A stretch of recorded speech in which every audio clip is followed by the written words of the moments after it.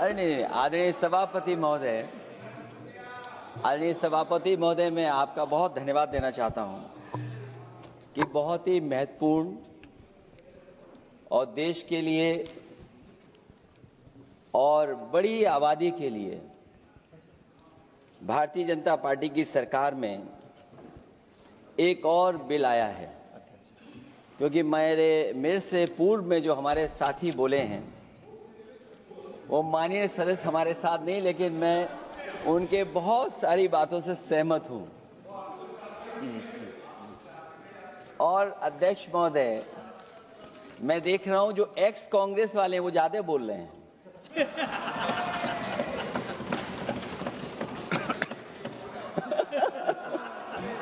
आदरणीय अध्यक्ष महोदय,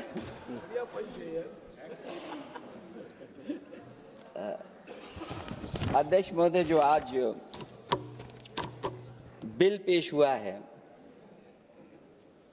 मैं हिंदी और अंग्रेजी को जो कुछ समझ सकता हूं वो यही मैं कह सकता हूं कि माननीय मंत्री जी ने ये कहा कि ये उम्मीद है।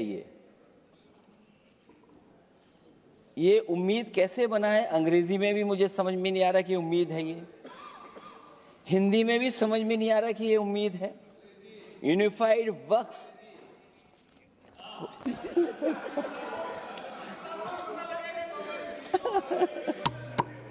अध्यक्ष महोदय, यूनिफाइड वक्फ मैनेजमेंट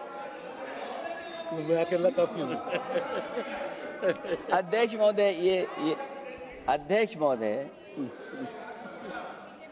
मैं समझ सकता हूं कि मैं वो बात छेड़ना नहीं चाहता था, लेकिन क्या करूं, मजबूरी है अब। अध्यक्ष महोदय, अभी माननीय सदस्य लोग ये कह रहे हैं कि हमारे सदस्य नहीं है यहां पर जो हमारे साथी हैं, लेकिन अध्यक्ष महोदय मैं ये कहना चाहता हूं ये जो बिल लाया जा रहा है, भारतीय जनता पार्टी में एक मुकाबला चल रहा है। भारतीय जनता पार्टी के अंदर मुकाबला चल रहा है कि खराब हिंदू कौन बड़ा है। और ये बात अध्यक्ष महोदय मैं ऐसे ही नहीं कह रहा हूं। जो पार्टी ये कहती हो कि दुनिया की सबसे बड़ी पार्टी है, अध्यक्ष महोदय वो अपना राष्ट्रीय अध्यक्ष नहीं चुन पाए अभी तक। अध्यक्ष महोदय, भारतीय जनता पार्टी क्या है?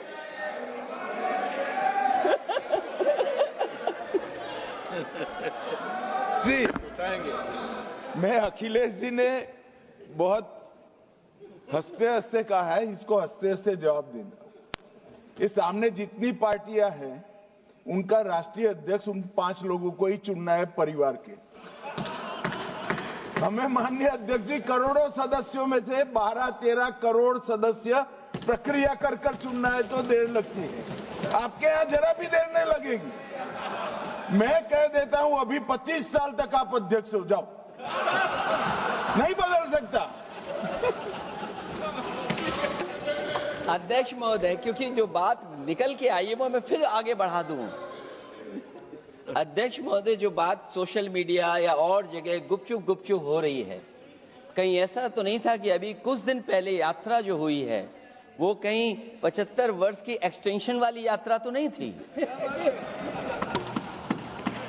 अध्यक्ष महोदय, ये जो इस बार जो वक्फ बिल आया है, नाकामी का पर्दा इस बार है वक्फ बिल। और नाकामी कोई एक आध नहीं है, मैं कई नाकामियां बता सकता हूं। अभी मैं माननीय सदस्यों को सुन रहा था, वो पुराने कई बिल उनके बारे में चर्चा कर रहे थे कि कितने प्रोग्रेसिव बिल लेकर के आए हैं। मुझे याद है मैं उत्तर प्रदेश में उस समय था और मुझे लगा कि शायद इनकी वो बात ठीक होगी। एक ये बहुत तैयारी के साथ फैसला लेकर के आए थे और फैसला ये लिया था आधी रात के आज के बाद नोट नहीं चलेंगे, नोट बंद हो जाएंगे। अध्यक्ष महोदय, उस नोटबंदी नाकामी के बारे में भी तो चर्चा हो जाए कि अभी भी न जाने कितनी जगह पर कितना रुपया निकला जा रहा है। कितना निकल करके आ रहा है। केवल नाकामी नोटबंदी की नहीं, नाकामी बेरोजगारी की भी है, नाकामी महंगाई की भी है, नाकामी किसान की आय दोगुनी नहीं कर पाए वो भी इनकी नाकामी है। मुझे याद है एक माननीय मंत्री जी पूरे देश की नदियों के बारे में बीओडी बता रहे थे, लेकिन माननीय मंत्री जी ये भूल गए कि उनके शहर में, उनके क्षेत्र की जो नदी है उसकी बीओडी क्या है। गंगा क्या साफ हो गई, यमुना क्या साफ हो गई, स्मार्ट सिटी क्या बन गई, क्या गोद लिए हुए गांव इन्होंने गोद से उतार दिए, उनकी क्या दुर्दशा है। इसलिए मैं कहना चाहता हूं, ये नाकामी का पर्दा इस बार वक्फ बिल बना है। और सबसे बड़ी बात तो यह है कि जिसके लिए फैसला होना है उसकी बात को अहमियत न देना भी नाइंसाफी है। अध्यक्ष महोदय, नाकामी केवल यहां तक नहीं है। और भारतीय जनता पार्टी क्या है, मैं केवल एक पुरानी घटना याद करता हूं। एक बार फैजाबाद अयोध्या में एक कार्यक्रम था, उसमें बड़ी तैयारी की गई थी और तैयारी के साथ कलाकार मुंबई से बुलाए गए थे। हो सकता है वो सहमति दिल्ली से ना रही हो, केवल लखनऊ की सहमति से हो रहा हो कार्यक्रम। और जब कार्यक्रम की पूरी तैयारी हो गई, भगवान श्री राम बनकर के कोई आ गया, लक्ष्मण बनकर के कोई आ गया, मां सीता भी बनकर के कोई आ गया, हनुमान जी, और भगवान हनुमान भी बनकर के कोई आ गया। लेकिन जब लखनऊ से वो हेलीकॉप्टर उड़ा और अयोध्या पहुंचा तो सब लोग थे, लेकिन उसमें हनुमान नहीं थे। अध्यक्ष महोदय, मैं भारतीय जनता पार्टी के लोगों से कहूंगा कि जानकारी करिए कि आखिरकार भगवान श्री राम थे, लक्ष्मण थे, सीता थी, लेकिन हनुमान क्यों नहीं थे? हनुमान इसलिए नहीं थे, शायद उनकी जात या धर्म कुछ और था। अध्यक्ष महोदय, ये देश मिली जुली संस्कृति से चला है। कुछ हमने सीखा, कुछ उन्होंने सिखाया। और जो लोग ये कहते हैं कि हम सबको बराबरी का हक देते हैं, अभी कुछ दिन पहले ईद निकली है। अध्यक्ष महोदय, वो परंपरा रही है, न केवल मैं जाता हूं बल्कि कोई दल का नेता ऐसा नहीं न जाता हो उस कार्यक्रम में शामिल होने। भारतीय जनता पार्टी के जो मुख्यमंत्री, उप मुख्यमंत्री, वो भी जाते हैं, उप मुख्यमंत्री, सभी धर्मों के नेता आते हैं। लेकिन पता नहीं इस बार क्या साजिश थी, षड्यंत्र था कि वहां पर कुछ पाबंदी लगी हुई थी। अगर किसी कारण पाबंदी लगी हुई थी तो बात समझ में आती है, लेकिन जब जानकारी हुई है, किसी को नहीं पता था कि पाबंदी क्यों लगी है कि आप नहीं जा सकते वहां पर कार्यक्रम में शामिल होने। क्या यही भारत है, यही संविधान हमें रास्ता दिखाता है? अध्यक्ष महोदय, मंत्री जी बताएं हमें, वो खुद भी माइनॉरिटी हैं, भगवान बुद्ध के रास्ते पे चलते हैं। भगवान बुद्ध का रास्ता दूसरा है। हम आपको अपना मानते हैं तब भी जब आप हमारे बहुत सारे ग्रंथों को नहीं मानते, तब भी हम आपको अपना मानते हैं। आप हमारे पुराणों को नहीं मानते हैं, आप हमारे उपनिषदों को नहीं मानते हैं। लेकिन सोचिए, हम हिंदू वो लोग हैं जो आपको स्वीकार करते हैं और गले लगा करके चलते हैं। अब मैं दूसरे धर्म पे नहीं जाऊंगा, कोई नाराज हो सकता है। मैं दूसरे धर्म के बारे में नहीं जा सकता, मैं केवल यही बताता हूं। और मैं उत्तर प्रदेश में, अध्यक्ष जी, जहां से आता हूं, मैं अपमान नहीं कर रहा हूं, मैं सच बोल रहा हूं। और ये बिहार के चुनाव में जो आप कह रहे हैं कि महिलाओं को 2 मेंबर बना दिया, इस बार मैं भी देखूंगा आगे भारतीय जनता पार्टी कितनी महिला लोगों को टिकट देंगे वहां पर।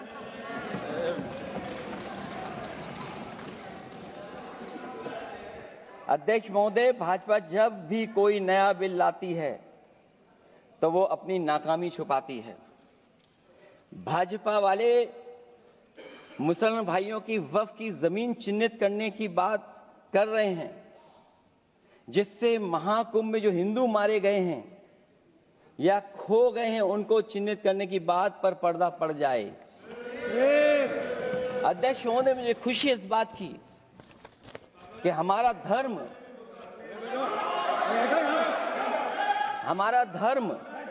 अध्यक्ष महोदय नहीं कुछ कहना चाहते हैं नहीं प्लीज, उनको अलाउ नहीं किया। अध्यक्ष महोदय, कुंभ में आस्था सबकी है, कोई ऐसा नहीं जिसकी आस्था न हो। और कुंभ कोई पहली बार नहीं हो रहा था।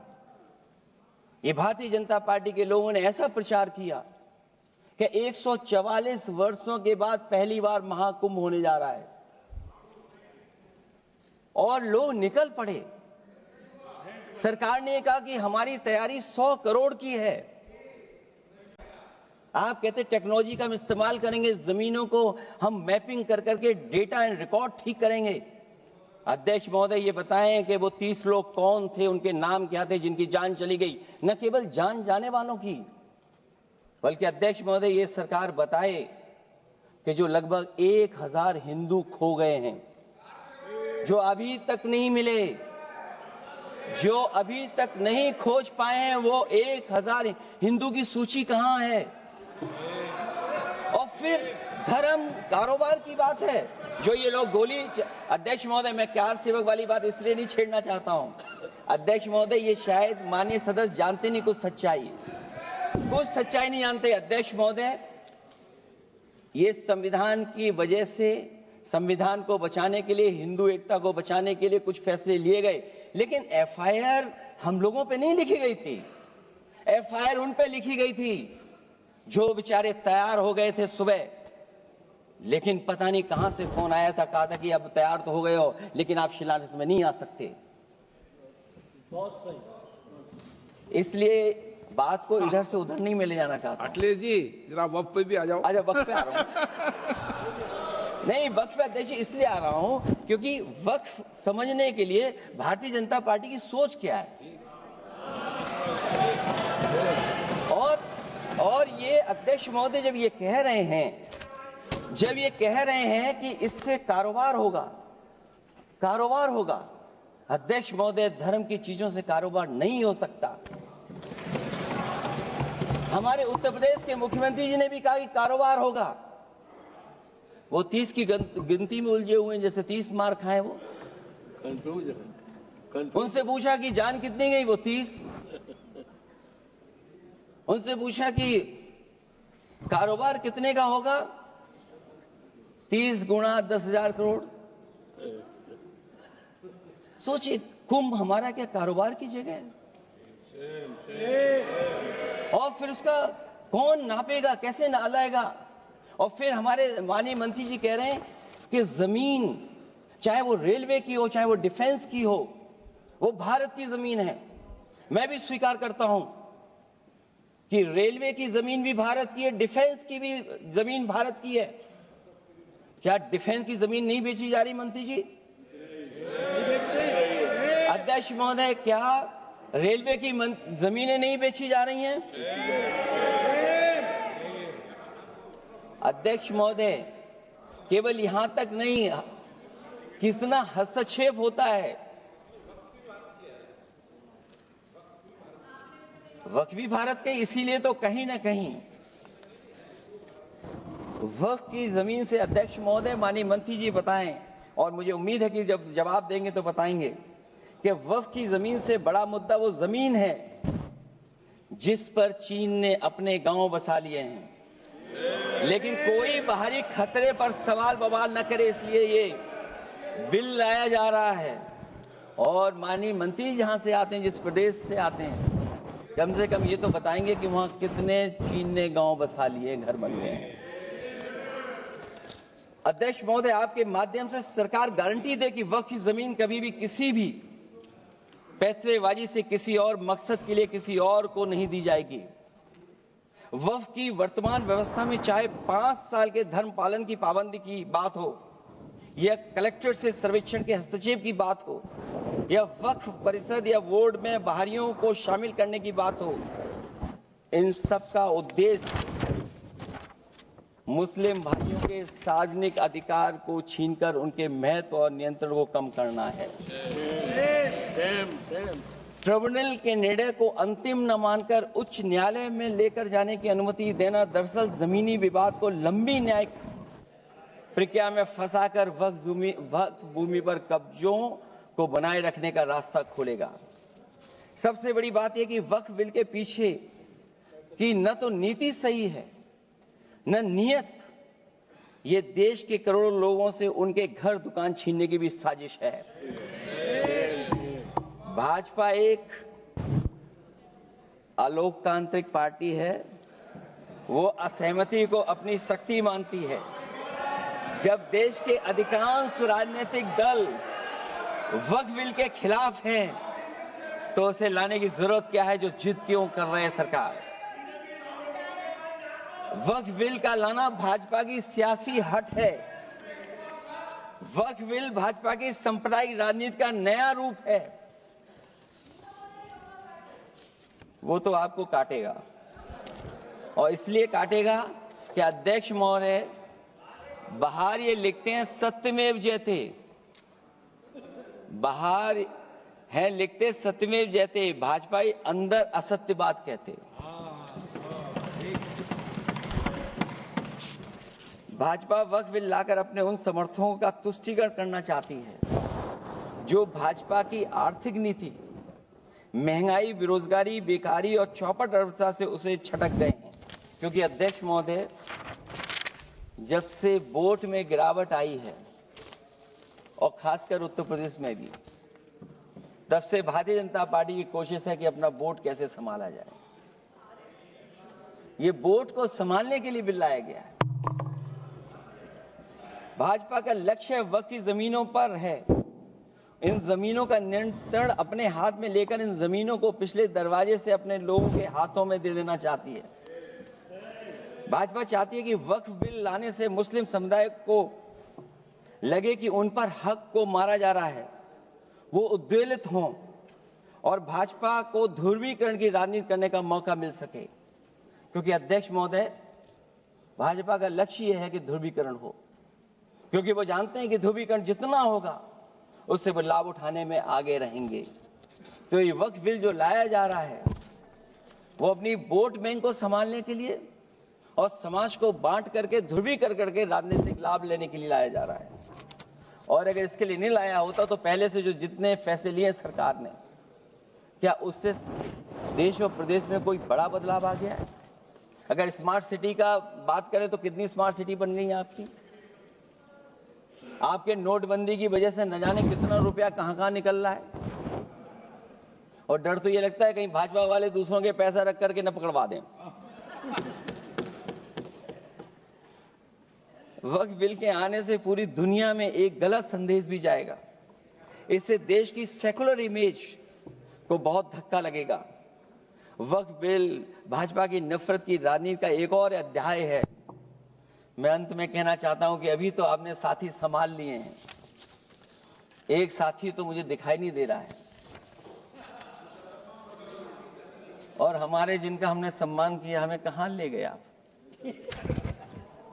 और हमें यहां छोड़ गए आप, हमें छोड़ गए। हमें देखिए सभापति महोदय देखिए राजनीति क्या है। हमने आपका हाथ पकड़ा और हम यहां आ गए, और आप हमारा हाथ छुड़ा करके वहां चले गए। इसलिए देखिए कब हमारा इनका हाथ मिल जाए। और मैं अध्यक्ष सभापति महोदय ये कहना चाहता हूं कि वक्फ बिल भाजपा के लिए वाटरलू साबित होगा, क्योंकि ऊपर से तो हाँ कह रहे हैं, लेकिन अंदर ही अंदर बहुत सारे साथी सहमत नहीं है। मैं अंत में इतना ही कहना चाहता हूं कि ये वक्फ बिल जो लेकर के आए, कोई उम्मीद लेकर के नहीं आ रहा है। ये सोची समझी रणनीति का हिस्सा है, क्योंकि इनका जो बोर्ड बिखर गया है, ये मुस्लिम में भी बंटवारा चाहते हैं। मुस्लिम इस्लाम धर्म में कहीं बंटवारा नजर नहीं आता है, लेकिन इनकी कोशिश है कि इस बिल के माध्यम से हम मुस्लिम भाईचारा में भी बंटवारा कर दें। बंटवारा तो पीडीए करेगा। अभी देखिएगा सभापति महोदया, हमारे एक सदस्य कह रहे थे कि चुनाव बहुत अच्छा होता है, इनसे बेहतर किसने चुनाव देखा होगा? चलिए धन्यवाद। वोट ही नहीं डालने दिया। चलिए सभापति महोदया, मैं धन्यवाद देता हूं। मैं और अपने दल और साथियों के साथ कहता हूं कि समाजवादी पार्टी बिल का विरोध करती है, वोट पड़ेगा तो हम इसके खिलाफ वोट डालने जा रहे हैं।